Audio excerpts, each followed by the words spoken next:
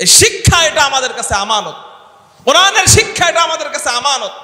ভয় হয় আমরা এই আমানতের খেয়ানত করার কারণে মুনাফিকদের দলভুক্ত হয়ে যাই কিনা। কারণ আমি চিন্তা করি, আমি যদি আমার মিম্বর থেকে পাঠ্যপুস্তক নিয়ে আলোচনা করি, আমার না আবার চাকরি চলে যায়। কারণ সভাপতি সাহেবের মেয়ে তো কলেজে পড়ে, সেক্রেটারি সাহেবের ছেলে তো কলেজে পড়ে, আমার যদি আবার চাকরি চলে যায়, এজন্য আমি আমার আমানতের খেয়ানত করলাম, মুনাফিকের কাতারে চলে যাচ্ছি।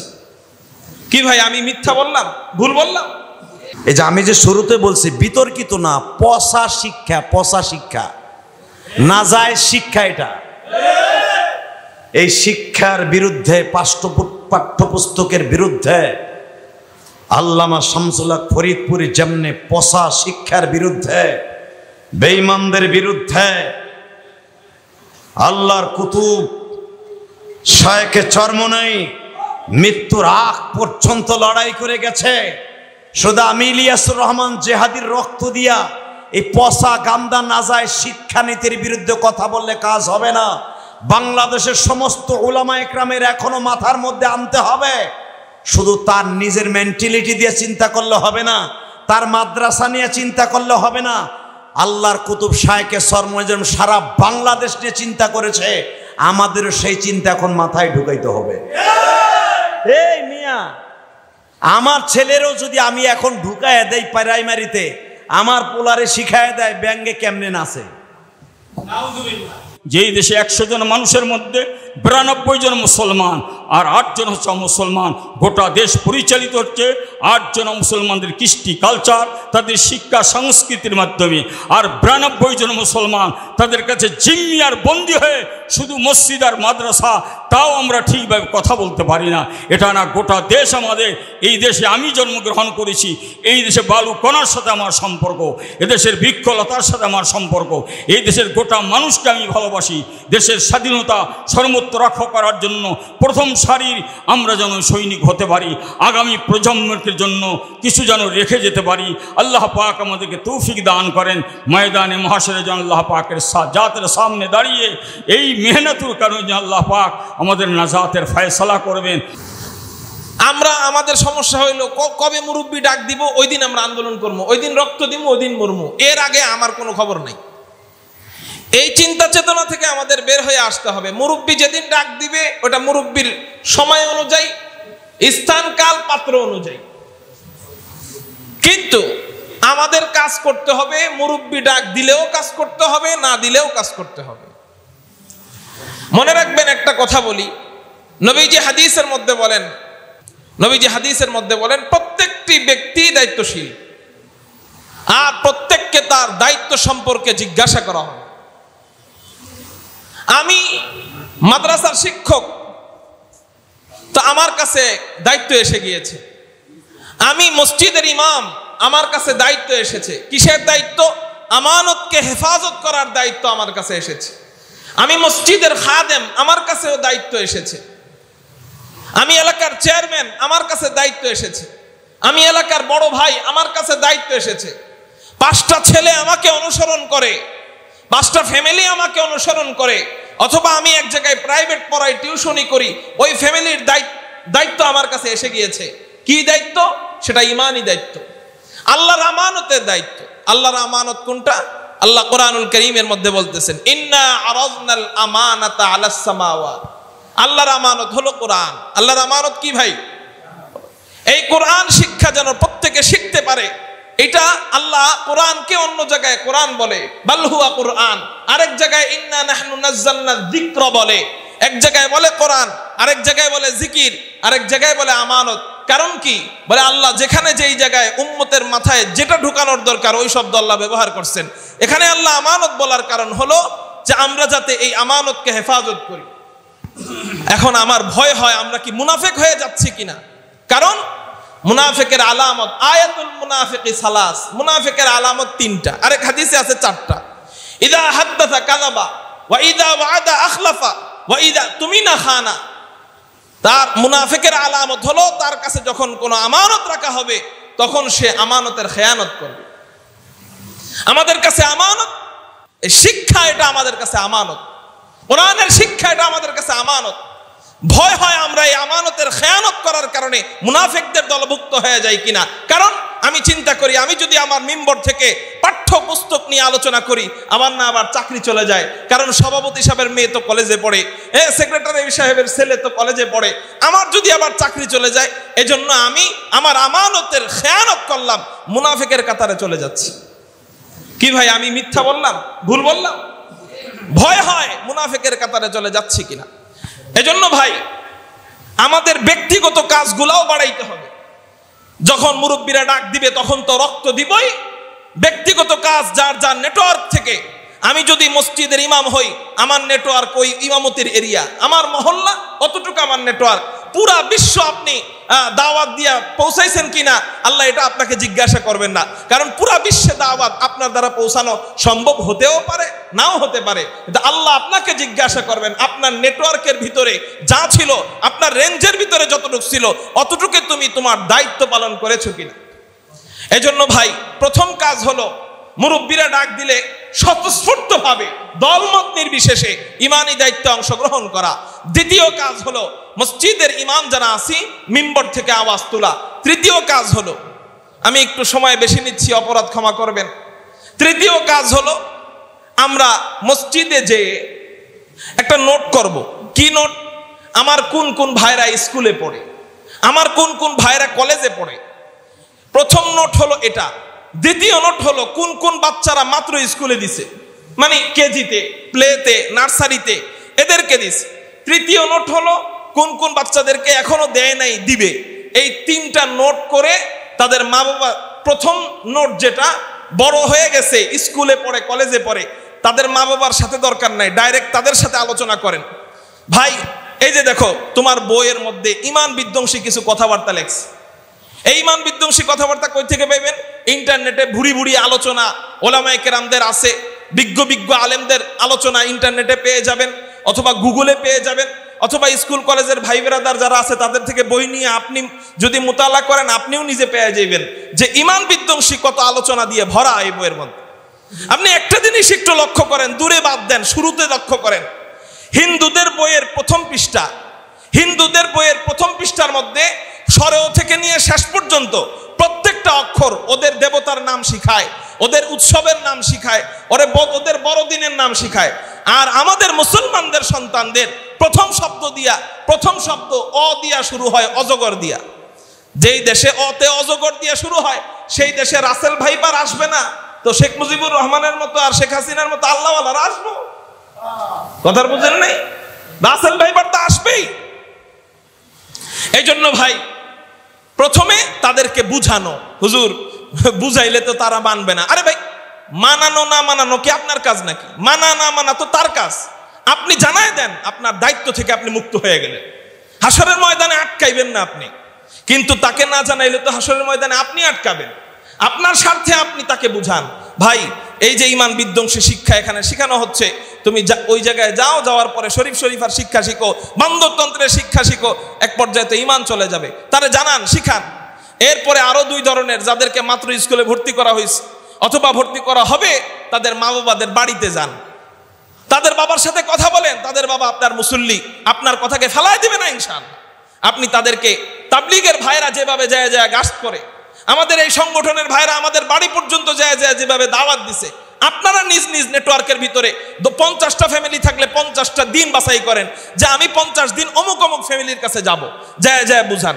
আপনি মাদ্রাসার শিক্ষক হলে প্রত্যেকটা ছাত্রকে বলেন, তোমার কোন কোন ভাই বোনরা স্কুল কলেজে পড়ে একটা নোট দাও, একটা নকশা করি আমরা, নকশা করে নিজ নিজ জায়গা থেকে আমরা চেষ্টা চালাই। তা না হইলে আমার ভয় হয়ে যায় আমরা আগে ইমামরা জাহান্নামে যাবো, আলেমরা আগে নাকি জাহান্নামে যাব, ওই আলেমদের দলে অন্তর্ভুক্ত হয়ে যায় কিনা, মুনাফিকদের কাতারে অন্তর্ভুক্ত হয়ে যায় কিনা। আল্লাহ আমাদেরকে সঠিক পথে পরিচালনা করবার তৌফিক দান করুক, আমিন। এই সংগঠনের মেহনতকে কবুল করুক, সবাই বলি আমিন। ওয়া আখির দাওয়ানা আলহামদুলিল্লাহ। আসসালামু আলাইকুম ওয়া রাহমাতুল্লাহি ওয়া বারাকাতুহু। মাওমাটির বন্ধু যদি বাংলাদেশে হয়ে থাকে, 1 নাম্বার উলামায়ে কেরাম। এই দেশের স্বাধীনতার পিছনে আপনি ইতিহাস ঘেটে দেখেন, ইতিহাস তুলে দেখেন, এই দেশের স্বাধীনতার পিছনে উলামায়ে কেরামের অবদান 100-এ 100। বাংলাদেশে কি আলেম ওলামা কি মুক্তিযোদ্ধা ছিলেন না? দেখেন তো মুক্তিযোদ্ধার তালিকার মধ্যে কোনো হুজুরের নাম আসেনি? যদিও থাকে দেখবেন ওইটারে কেমনে বাইন মাছের মতো কেতরাইয়া কাইটে ফেলান যায়। এক পদের রামপন্থী আর বামপন্থী বাংলাদেশে এমন পন্থা আছে না নাই? মানে আলেমরা কোনো জায়গায় থাকবে না। এখন পাঠ্যপুস্তক, আজকে আমি ফেসবুকে একটা জিনিস দেখলাম, আমারে দেখাইলো মুফতি মনিরুল ইসলাম শরীয়তপুরী। বাবা দেখেন, ক্লাস 10-এর একটা মেয়েরে সাংবাদিকরা জিজ্ঞেস করছে কত ইশারের নামাজ কয় ওয়াক্ত? আমার শাশি কি কয় জানেন? কইতে পারি না। মুসলমানের মাইয়া, আল্লাহর জাতের কসম, আজকে মাগরিবের পরে আমি এটা দেখে আসলাম এখানে। এই যে আমি যে শুরুতে বলছি বিতর্কিত না, পচা শিক্ষা, নাজায়েজ শিক্ষা। এটা এই শিক্ষার বিরুদ্ধে, পাঠ্যপুস্তকের বিরুদ্ধে আল্লামা শামসুল হক ফরিদপুরি যেমনে পচা শিক্ষার বিরুদ্ধে, বেঈমানদের বিরুদ্ধে আল্লাহর কুতুব শায়েখে চরমনাই মৃত্যুর আগ পর্যন্ত লড়াই করে গেছে। শুধু আমি ইলিয়াসুর রহমান জেহাদির রক্ত দিয়া এই পচা গান্দা নাজায়েজ শিক্ষানীতির বিরুদ্ধে কথা বললে কাজ হবে না। বাংলাদেশের সমস্ত উলামা একরামের এখনো মাথার মধ্যে আনতে হবে, শুধু তার নিজের মেন্টালিটি দিয়ে চিন্তা করলে হবে না, তার মাদ্রাসা নিয়ে চিন্তা করলে হবে না। আল্লাহর কুতুব শায়েখে চরমনাই সারা বাংলাদেশ নিয়ে চিন্তা করেছে, আমাদেরও সেই চিন্তা এখন মাথায় ঢুকাইতে হবে। এই মিয়া, আমার ছেলেরও যদি আমি এখন ঢুকায় দেই প্রাইমারিতে, আমার পোলারে শিখায় দেয় ব্যাঙ্গে কেমনে নাচে। আরে ব্যাঙের নাচ শিখার জন্য আমার স্কুলে যেতে হবে কে? ওটা তো আমার নদী, গ্রামের নদী, বরিশালের যে কোনো খালের পারে দাঁড়াইলে গুতা দিলে ব্যাঙ কেমনে নাচে এমনি দেখা যায় খাড়ায় খাড়ায়। এটার উদ্দেশ্য এটা না, ব্যাঙের নাচ স্কুলে শিখা, এটার উদ্দেশ্য এটা না। আপনারা একটু মাথায় চিন্তা করে দেখেন, আপনারা উলামা একরাম, কারণ ওয়াতিলকাল আমসালু নাদরিবুহা লিন-নাসি ওয়া মা ইয়াকিলুহা ইল্লাল আলিমুন। আল্লাহ কোরআনে নিজে বলেছেন, শপথ করে, উলামা একরাম যেরকম জ্ঞাত, উলামা একরাম দিন সম্পর্কে যতটুকু জানে, ওয়াকিফ হাল, পৃথিবীর কোন জাতি, কোন শিক্ষক, কোন শিক্ষক মণ্ডলী তাদের ভেতরে এরকম জ্ঞান নাই। কে বলেছেন? তা আল্লাহ যদি আমাদের পক্ষে ফতোয়া দিয়ে থাকে, উলামা একরাম এখন বসে থাকলে চলবে না।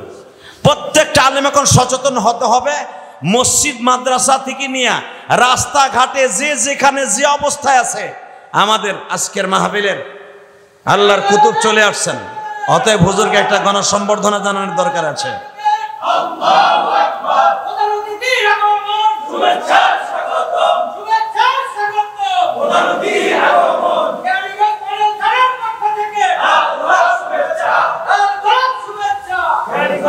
মাশাআল্লাহ। আসলে এটা আমি নিজেই সুযোগ করে দিছি, কি লেগে জানেন?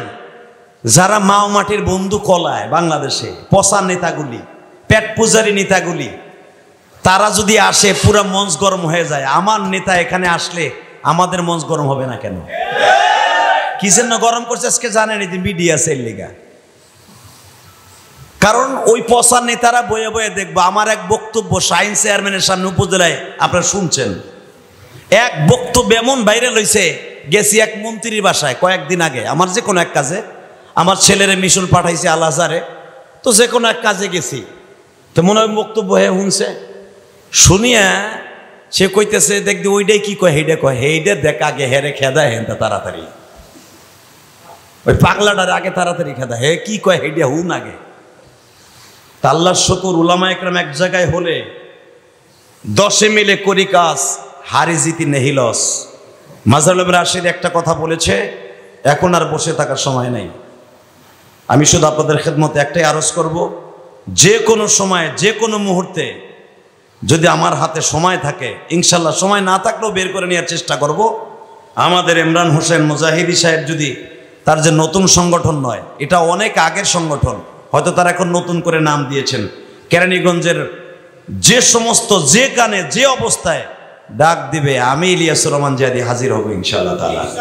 শুধু এখানেই শেষ না, শায়েখে চরমনাই আমাদেরকে যখন যে অবস্থায় এই পচা শিক্ষা পাঠ্যপুস্তকের বিরুদ্ধে যখনই আন্দোলনের ডাক দিবে তখনই আমি বান্দা হাজির আছি। আপনারা হাজির আছেন তো ইনশাআল্লাহ তাআলা? আর উদ্দেশ্য আজকে এইটাই, যদি আমার কথার দ্বারা আপনারা কষ্ট পেয়ে থাকেন আল্লাহর রাস্তায় মাফ করে দিবেন, ভুল ত্রুটি ক্ষমা করে দিবেন, কারণ কার কখন মৃত্যু হয়ে যায় জানি না।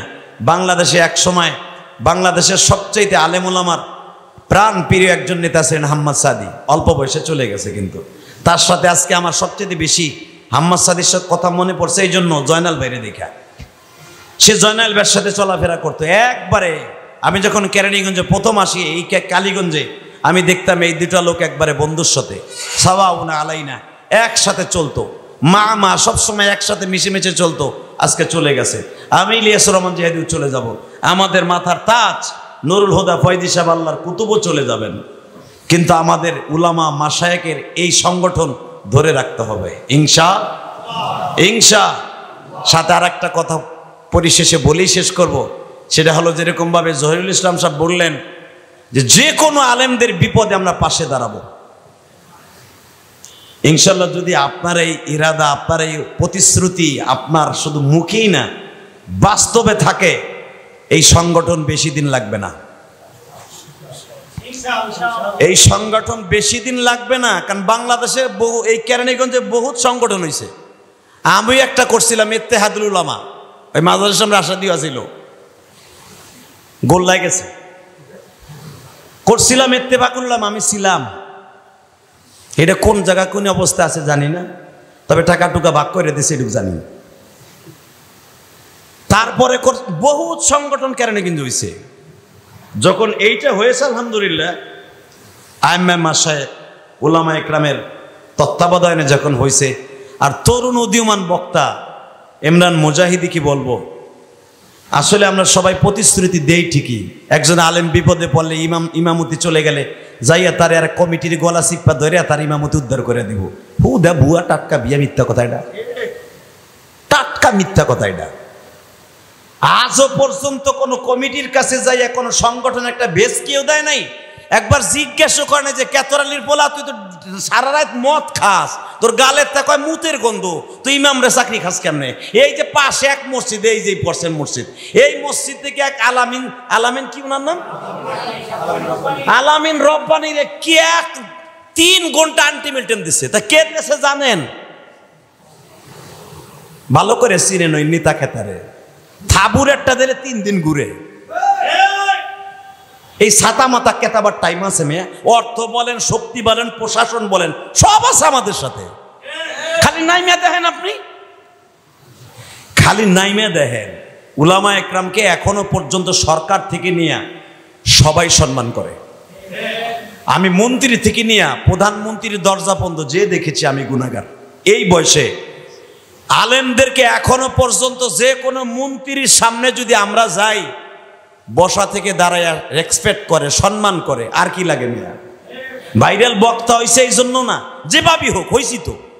অতএব এইভাবে একজন ইমামরে চাকরিচ্যুত করবে, ধরে ঠাটাইয়া থাপ্পুর মারবে, আরে মাঙ্গের পোলা তুই কি এলাকার ছেলে দেখি রে, এই কথা বলে ইমামরে গালি দিবি, তো চোখ উঠাই দিব মগার পর মগা। তো যদি এই সংগঠন এরকম হয় ইনশাল্লাহ আমি আছি।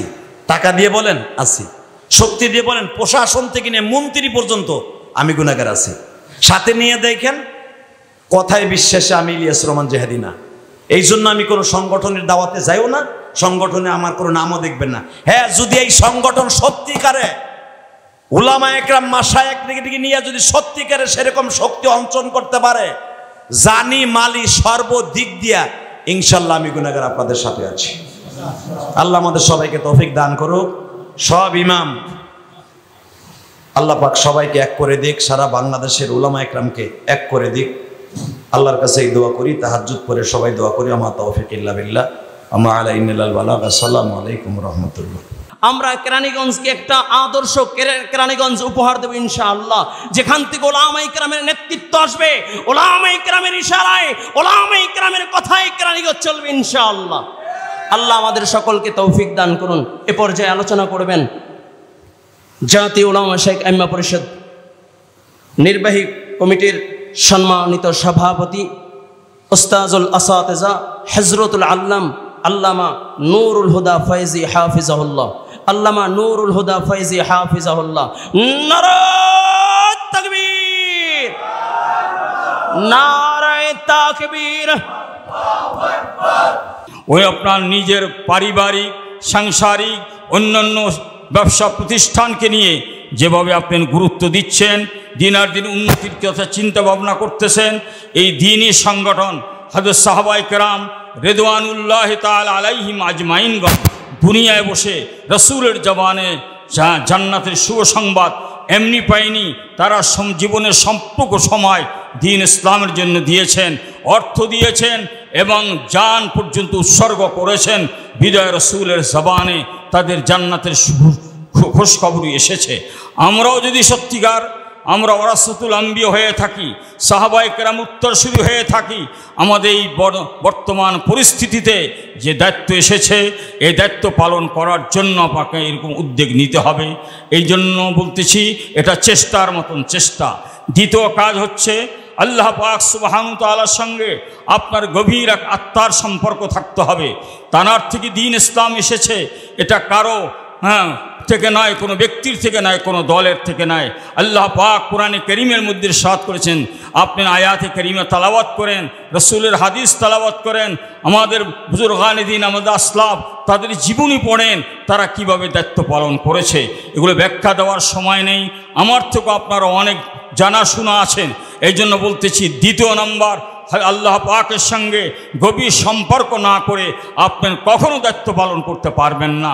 শুধু অর্থে আর সময় দিয়া আর আপনি ঘাম জড়ায়া রক্ত দিয়েই শুধু দায়িত্ব পালন করা যায় না। আল্লাহ পাকের সাথে গভীর সম্পর্ক, সে সম্পর্কের মধ্যে সবচেয়ে বড় সম্পর্ক আমাদের যত বদ আখলাকি আছে, আখলাকে রাজিলা আছে, আর এই সমস্ত আখলাক থেকে নিজে আগে পবিত্রতা অর্জন করি। তওবা আপনার আমাদের সবসময় তওবা ইস্তিগফারের মাধ্যমে রাসূলুল্লাহ সাল্লাল্লাহু আলাইহি ওয়াসাল্লামের শিক্ষা, আল্লাহ রসুল দৈনিক 70 থেকে 100 বার খাস তওবা করতেন। আর আল্লাহর রসুলের তওবার তো কোনো প্রশ্নই আসে না। এটা উম্মতের তালিমের জন্য, উম্মতকে তরবিয়ত দেওয়ার জন্য, উম্মতকে বুঝাবার জন্য। অতএব আসুন আমরা ওলামায়ে কেরাম, আমাদের তওবা ইস্তিগফার যে প্রয়োজন নেই এমনটা হতে পারে না। অতএব রসুল যদি দৈনিক 100 বার তওবা করে থাকেন, আপনাকে আমাকে তওবার শরায়তের সাথে তওবা করতে হবে। 2 নম্বর, এবং আল্লাহ পাকের সঙ্গে কথা বলার মতন এক হৃদয় আপনাকে আমাকে গ্রহণ করতে হবে। আত্মার বিশুদ্ধতা এমনি আসবে, আল্লাহর কাছে কথা বললে যেন দিলে ব্যথা, চোখে পানি আসে, এভাবে আল্লাহর সঙ্গে সম্পর্ক করতে হবে। আপনাকে আমাকে জিকিরের দ্বারা, তওবার দ্বারা, এভাবে দুরুদের দ্বারা, তাসবিহাতের দ্বারা মাওলাই করিমের সঙ্গে সম্পর্ক করতে হবে। যদি সম্পর্ক না করি, কশ্চিন কালো দ্বীন ইসলামের কাজ করার অনুমতি আল্লাহ পাক আমাদেরকে দিবেন না, আমাদেরকে দিবেন না। এটা জোর করে আনা যায় না, এটা কিভাবে আসতে হয় তার ধারাবাহিকতা আছে। দ্বিতীয় নম্বর, তৃতীয় নম্বর, আপনার আমার একজন রাহবারে কামেল, মুর্শিদে কামেল, যিনি আমাকে দিক নির্দেশনা দিবেন, যার কথা অনুযায়ী আমি চলবো। এই জন্য একজন আদর্শ হক্কানি আলেম, আলেমে রব্বানি, আলেমে হক্কানি, সাহেবে নিসবত, সাহেবে ইলম, তার সাথে গভীর সম্পর্ক করে তার পরামর্শ অনুযায়ী আপনাকে চলতে হবে। এভাবেই যদি আমরা দায়িত্ব পালন করতে পারি, জাতীয় উলামা মাশায়েখ এই প্ল্যাটফর্মে আসছি, আশা করি আমাদের মৃত্যু পর্যন্ত আমি দায়িত্ব পালন করার একজন যোগ্য, দায়িত্বশীল কর্মী, সদস্য, একজন দায়ী হিসাবে আমি আমার পরিচিতি দিতে পারবো। আমি আমার কথাকে আর দীর্ঘ করব না। বরসায়েঙ্গে জবহি খুনে দিল और খুনে জগর হাম দেখেঙ্গে তবহি নখলে মোহাব্বত মে সমর হয়। অতএব আসুন কথা না কাজের মাধ্যমে আমরা প্রমাণ করব যে আল্লাহ পাক যে আমাদেরকে আলেম হিসাবে ওয়ারাসাতুল আম্বিয়া হিসেবে নির্বাচিত করেছেন, এই নিয়ামত দিয়েছে। আম্মা বিনিয়ামতি রাব্বিকা ফাহাদ্দিস, আমরা এই নিয়ামতের যথার্থ যেন শুকরিয়া আদায় করতে পারি। আল্লাহ পাক সেভাবে আমাদের অন্তর, জবান এবং কর্ম সর্বদিক দিয়ে যেন গুছিয়ে আমরা সত্যিকার দেশ এবং জাতির জন্য কিছু করতে পারি। যেই দেশে 100 জন মানুষের মধ্যে 92 জন মুসলমান আর 8 জন হচ্ছে মুসলমান, গোটা দেশ পরিচালিত হচ্ছে 8 জন মুসলমানদের কৃষ্টি কালচার, তাদের শিক্ষা সংস্কৃতির মাধ্যমে। আর 92 জন মুসলমান তাদের কাছে জিম্মি আর বন্দী হয়ে শুধু মসজিদ আর মাদ্রাসা, তাও আমরা ঠিকভাবে কথা বলতে পারি না। এটা না, গোটা দেশ আমাদের। এই দেশে আমি জন্মগ্রহণ করেছি, এই দেশে বালু কণার সাথে আমার সম্পর্ক, এদেশের বৃক্ষলতার সাথে আমার সম্পর্ক, এই দেশের গোটা মানুষকে আমি ভালোবাসি। দেশের স্বাধীনতা সর্বত্র রক্ষা করার জন্য প্রথম সারির আমরা যেন সৈনিক হতে পারি, আগামী প্রজন্মের জন্য কিছু যেন রেখে যেতে পারি। আল্লাহ পাক আমাদেরকে তৌফিক দান করেন। ময়দানে মহাশরে যেন আল্লাহ পাকের জাতের সামনে দাঁড়িয়ে এই মেহনতের কারণে যেন আল্লাহ পাক আমাদের নাজাতের ফয়সালা করবেন। আর যদি আমরা এটা নিয়ে টালটিবেলটি করি, মন গড়া চলি, কিয়ামতের ময়দান কায়েম হবে, সেখানে জব কিন্তু আমাদের সকলেই দিতে হবে। বুনিয়ান মরসুস সিসাডালা প্রাচীর মতন ঐক্যবদ্ধ হয়ে তনজিমের মাধ্যমে, নেতৃত্বের মাধ্যমে এই কথাগুলো যেন দেশের প্রত্যেকটি মানুষের কাছে পৌঁছে দিতে পারি। এলাকায় এলাকায় প্রত্যেকটি জায়গায় মানুষকে জড়ো করে এই কথাগুলো এমনভাবে প্রচার করো, কোনো একটা মানুষ যেন বলতে না পারে যে জাতীয় উলামা মাশায়েখের পক্ষ থেকে আমাদেরকে বোঝানো হয় না, আমাকে বলা হয় না, এই কথা যেন কোথাও বাকি না থাকে। আশা করি ইনশাআল্লাহ প্রতিটি জেলায় কমিটি হয়েছে, থানা পর্যায়ে কমিটি হয়েছে, ইউনিয়ন পর্যায়ে কমিটি, মানে কিছু দায়ী ঐক্যবদ্ধ হয়েছে দিনের জিম্মেদারি পালন করার জন্য। এটাই আমরা বুঝি। দায়িত্ব বড় কথা না, আমার দায়িত্ব তো আল্লাহ প্রদত্ত দায়িত্ব, আল্লাহ পাকের পক্ষ থেকে রাসূলের মাধ্যমে দায়িত্বপ্রাপ্ত হয়েছি। অতএব এই কাজ যেন জীবনের শেষ পর্যন্ত করতে পারি, যেন প্রচুর পড়াশোনা করতে হবে, বই পুস্তক পড়তে হবে, প্রত্যেকটি বিষয় উপর আপনাকে আমাকে মা লাহা ও মা আলাইহা, পক্ষে বিপক্ষে কথাগুলো জানতে হবে, বুঝতে হবে, অন্যকে জানাতে হবে, বুঝাতে হবে। এভাবে যেন কথা ও কাজে 100তে 100 আমার দায়িত্ব আমি পালন করতে পারি। তাহলে একটি মজবুত সংগঠন থানা পর্যায়ে, জেলা পর্যায়ে হবে। তাহলে আশা করি জাতি এবং গোটা মানুষের কাছে, দেশবাসীর কাছে আমরা এই বার্তা পৌঁছাতে পারবো, এই মেসেজ পৌঁছাতে পারবো। আল্লাহ আমাদের তৌফিক দান করেন, আমিন। ওয়া আখিরু দাওয়ানা আলহামদুলিল্লাহি রাব্বিল আলামিন। আসসালামু আলাইকুম ওয়া রাহমাতুল্লাহি ওয়া বারাকাতুহু। নাহমাদুহু ওয়া নুসাল্লি আলা রাসূলিহিল কারীম। আউযু বিল্লাহি মিনাশ শাইতানির রাজীম। বিসমিল্লাহির রহমানির রহিম। ওয়া'তাসিমু বিহাবলিল্লাহি জামিআ ওয়া লা তাফাররাকু। সাদাকাল্লাহুল আযীম। জাতীয় উলামা মাশায়েখ আম্মা পরিষদ মডেল থানা শাখা কর্তৃক আয়োজিত আজকে এই সম্মেলনের সংগ্রামী সভাপতি, ইতিমধ্যে আমাদের মাঝে উপস্থিত হয়েছেন আজকে এই সম্মেলনের মধ্যমণি, আমার পরম শ্রদ্ধাভাজন নেতা এবং জাতীয় উলামা আম্মা পরিষদের মোহতারাম কেন্দ্রীয় সভাপতি আল্লামা নুরুল হুদা ফয়জি দামাত বরকাতুহুল আলিয়া, এবং আরও উপস্থিত আছেন আজকে এই সম্মেলনের মোহতারাম প্রধান আলোচক হযরত মাওলানা মুফতি শামসুদ্দৌলা আশরাফি দামাত বরকাতুহুল আলিয়া এবং বিশিষ্ট উলামা ইকরামগণ। আমরা দীর্ঘক্ষণ বর্তমান প্রেক্ষাপট নিয়ে, সারা বিশ্বের মধ্যে ইসলামের বিষয় নিয়ে আলোচনা শুনলাম। তো বাংলাদেশের একটা বিষয় নিয়ে সবাই আলোচনা করলো, সেটা হলো এই জাতীয় শিক্ষাক্রম, পাঠ্যক্রম নিয়ে। তার মধ্যে অধিকাংশ বক্তা আলোচনা করেছেন ট্রান্সজেন্ডার, সমকামিতা। আসলে এই বিষয়টাই আলোচনা হচ্ছে সারা বাংলাদেশের মধ্যে। আজকে ইসলামী আন্দোলন বাংলাদেশ, উলামা আম্মা পরিষদ সহ যত উলামা একরাম আছে, এরকম 2-4টি বিষয় নিয়ে কথা বলে। গত বছর ছিল কি, বানর থেকে মানুষ, কুদরত থেকে খোদার শিক্ষা পাঠ্যক্রম নিয়ে আমাদের সংগ্রাম, সমালোচনা। কিন্তু এবছর আমাদের আমির হযরত পীর সাহেব হুজুর চরমনার নেতৃত্বে সারা বাংলাদেশে যেভাবে আন্দোলন গড়ে উঠেছিল, সরকার বাধ্য হয়েছে সেই কুদরতি খোদার শিক্ষাক্রম বাদ দিতে। কিন্তু বাদ দিয়ে হবে কি, তার চেয়ে আরও জঘন্যভাবে, আরও জঘন্য কিছু নেয়া এবছরে এই 2024 সালে পাঠ্যক্রম শানিত করছে। আর যে আলোচনা হচ্ছে আসলে কি এই সমকামিতা, ট্রান্সজেন্ডার, এই বিষয় আরও কিন্তু হাজারো বিষয় রয়েছে। সূক্ষ্মভাবে ইমান বিধ্বংসী যে সমস্ত লেখাগুলো, যারা সচেতন তারা দেখছেন কিছু কিছু লেখা নেটের মধ্যে, আর যেভাবে পাঠ্যক্রমগুলি যারা গবেষণা করছেন তাদের কাছে জানা আছে। কাজে কয়টা নিয়ে কি বলবো, তো আমি আসলে এই বিষয়ে আলোচনা করব না, দীর্ঘক্ষণ হয়েছে। আমাদের প্রধান মেহমান এবং প্রধান আলোচক তারা আমাদের এই জাতীয় উলামা শাইম্মা পরিষদ বর্তমান প্রেক্ষাপটে কতটুকু প্রয়োজন, এবং তারা মাঠে ময়দানে আপনারা দেখতে পান পত্র পত্রিকায়, আজকে টিভির খবরে, যে এই বিষয়গুলো নিয়ে, এই পাঠ্যক্রম নিয়ে ইসলামী আন্দোলনের পাশাপাশি এই জাতীয় উলামা শাইম্মা পরিষদ যেভাবে এটার প্রতিবাদ করতেছে, যেভাবে সোচ্চার হয়েছে সারা বাংলাদেশে, আমি আশা করি আগামী ভবিষ্যতে সরকার যদি সুবদ্ধ হয়ে থাকে তাহলে এই পাঠ্যক্রম অবশ্যই বাদ দিবে এবং নতুন পাঠ্যক্রমে সেই সাবেক আমাদের প্রিয় নবীর জীবনী, হযরত আবু বকর আনহুর জীবনী, সমস্ত সাহাবাদের জীবনী যেভাবে ছিল সব আবার ওইভাবে প্রতিস্থাপন করবে, আমি এই আশাবাদ ব্যক্ত করছি। তো আমি আসলে আলোচনা দীর্ঘ করব না, যেহেতু রাত বেশি হয়ে গেছে। আমরা আজকে প্রধান যে দুই মেহমান আসছেন তাদের পবিত্র জবান থেকে কিছু আলোচনা শুনব। তবে এর পাশাপাশি আমি ঢাকা জেলায় এই উলামা শাইম্মা পরিষদের আওতাধীন যে 4টি থানা আছে পূর্ণাঙ্গ হয়ে গেছে এবং সবগুলি পরিচিতিও হয়ে গেছে। এখন বাকি ছিল এই মডেল থানা শাখা।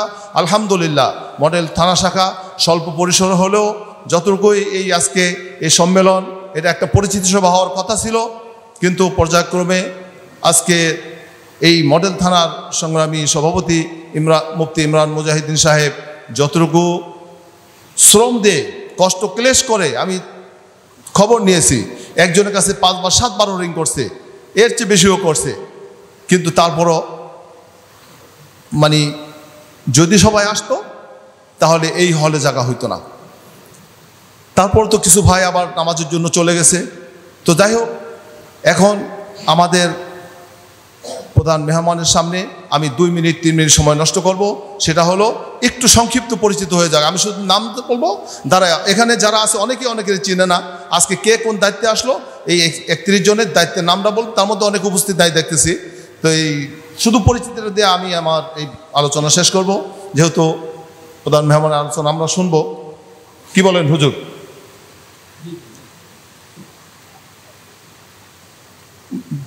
বিস্তর কোনো পরিচিতির দরকার নেই, এখানে শুধু আমি পদবী নাম বলবো, দ্বারা সালাম দিবে, সবাই চিনবে যে কে এই পদে আসলেন। সভাপতি মাওলানা মুফতি ইমরান হোসেন মুজাহিদিন।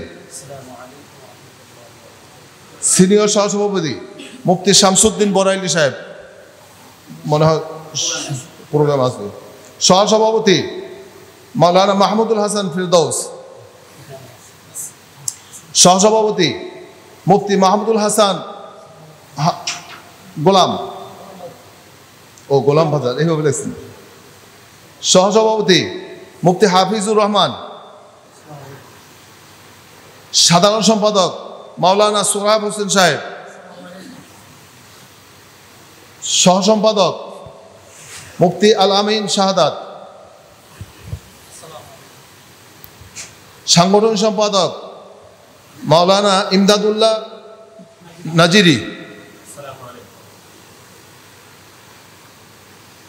সহসাংগঠনিক সম্পাদক মাওলানা রাকিব সাহেব নেই। প্রশিক্ষণ সম্পাদক মুফতি মাসুম বিল্লাহ। সহ প্রশিক্ষণ সম্পাদক মাওলানা আসলাম সাহেব। দাওয়া বিষয়ক সম্পাদক মাওলানা ইলিয়াস সাহেব আছে। মসজিদ বিষয়ক সম্পাদক মাওলানা ইউসুফ সাহেব। কওমি মাদ্রাসা বিষয়ক সম্পাদক মুফতি আমিনুল ইসলাম মাহমুদ সাহেব নি নাকি? হ্যাঁ, আমিনুল ইসলাম মাহমুদ সাহেব ছিল, তো চলে গেছে না? আলিয়া মাদ্রাসা বিষয়ক সম্পাদক মাওলানা রুহুল আমিন সাহেব। মহিলা মাদ্রাসা বিষয়ক সম্পাদক মুফতি আব্দুল্লাহ আছে। শিশু মহিলা বিষয়ক সম্পাদক মাওলানা মোশাররফ হোসেন। ওলামা কল্যাণ সম্পাদক মুফতি বিনিয়ামিন।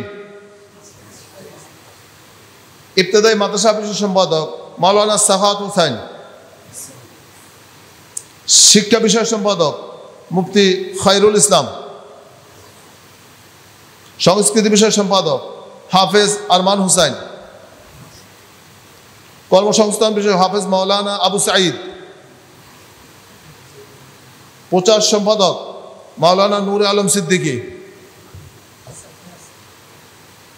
সহপ্রচার সম্পাদক মাওলানা মাহমুদুল হাসান।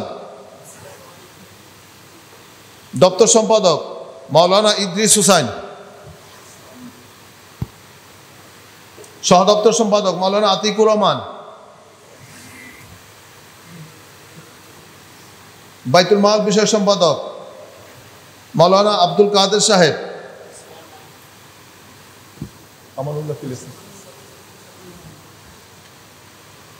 খিদমতে খালক বিষয় সম্পাদক মাওলানা মামুনুর রশিদ। মিডিয়া বিষয় সম্পাদক মাওলানা মাহমুদুল হাসান। সদস্য হাফেজ মাওলানা জহিরুল ইসলাম। সদস্য মাওলানা মোহাম্মদ আমানুল্লাহ। জহিরুল ইসলাম কি আমাদের সেক্রেটারি সাহেব? হ্যাঁ, আলহামদুলিল্লাহ 31 সদস্য কমিটি, জেলা কমিটি 41 এবং প্রত্যেকটা ইউনিয়ন কমিটি। আমি আশা করি আজকে এই কমিটির পরিচিতি হলো। আগামী 1-1.5 মাসের মধ্যে যে কটা ইউনিয়ন আছে মডেল থানা শাখার 7টা ইউনিয়ন আপনারা কমিটি গঠন করে ফেলবেন এবং ঢাকা জেলার পক্ষ থেকে এই মডেল থানা শাখার সমস্ত ওলামা একরাম এবং কমিটি পরিচিতি যেটা হলো নবনির্বাচিত কমিটিকে আন্তরিক মোবারকবাদ এবং শুকরিয়া জানিয়ে শেষ করছি। ওয়া মা তাওফীক ইল্লা বিল্লাহ।